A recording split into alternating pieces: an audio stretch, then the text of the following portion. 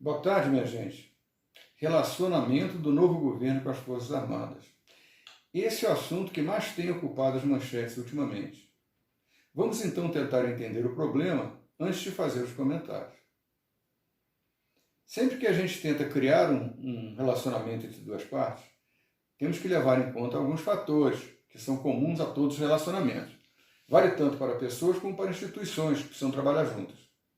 Primeiro, para que haja um relacionamento, subentende-se que as partes queiram que isso aconteça, seja por amor, por necessidade ou por interesse. Nesse caso, Lula e militares, esse relacionamento é indispensável para ambos. Segundo, é preciso entender que as partes não pensam da mesma maneira. Qualquer relacionamento acontece isso. Por isso é que se chama relacionamento. Cada um vai interpretar o fato, cada parte vai interpretar o fato segundo a sua própria visão. Essa visão vai ser um reflexo do seu quadro de valores, que foi moldado durante a vida familiar, social e profissional. Um governo eleito é composto, em princípio, de pessoas que pensam da mesma maneira, já que pertencem ao mesmo partido. Da mesma forma, os integrantes de uma instituição militar têm visão semelhante entre si com relação ao cenário que os cerca.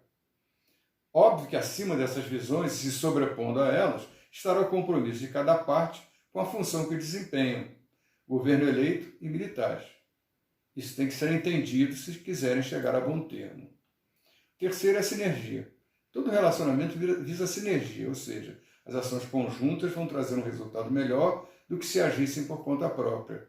Esse é o objetivo a ser atingido. Não importa quem ganhou ou deixou de ganhar, quem se impôs ou deixou de se impor. O quarto é o respeito. Tem que entender a lógica segundo a qual a outra parte orienta suas atitudes e negociar considerando essa preocupação. Só que existem relacionamentos e relacionamentos. No caso Lula versus Forças Armadas, ou melhor, Lula versus Exército, que é o caso que estamos vivendo, esse relacionamento se assemelha ao do patrão com o empregado. Ou melhor, do superior com o subordinado. Um gerente, por exemplo, tem que conseguir uma boa relação com os empregados de forma que eles colaborem satisfeitos e sem criar problemas. Isso para que seu setor na empresa consiga maior produtividade e o diretor aumente seu salário. Já o comandante quer que seus subordinados acreditem nele, tenham confiança e obedeçam sem pestanejar. É a chamada liderança. Se ele não conseguir liderar, estará arriscado a que os soldados saiam correndo no primeiro tiroteio e ele se veja sozinho com a pistola na mão na frente dos inimigos. Hierarquia e disciplina são objetivos dessa relação. Não era para precisar existir um relacionamento direto de Lula com o Exército. Não é assim que a coisa funciona. Lula se relaciona com seus ministros como um gerente, fazendo um paralelo com o exemplo que foi dado. E o ministro da Defesa tem que se relacionar com as três forças singulares como um comandante. Ele não pode passar a bola da solução das crises para o presidente. Essa não é a função dos ministros de Estado. Temos então um ministro de Estado, ministro da Defesa, tíbio, contemporizador e sem conhecimento das rotinas, problemas e necessidades das forças que lhe são subordinadas. Um ministro da Defesa que não conhece o espírito militar da caserna, segundo o qual são montadas as atitudes dos seus subordinados, não vai se conseguir se impor a eles por mais que queira. Não vai conseguir falar olhando nos olhos, vai fazer discurso no deserto.